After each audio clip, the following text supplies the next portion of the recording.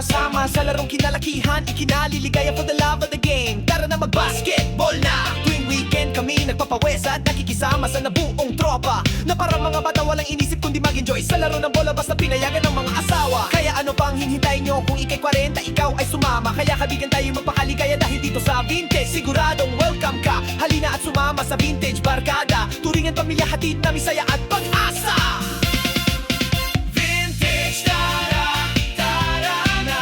Vintage, shoot mo na sa Vintage, dito ay masaya. Sa Vintage, matik kaibigan ka. Vintage, tara, tara na.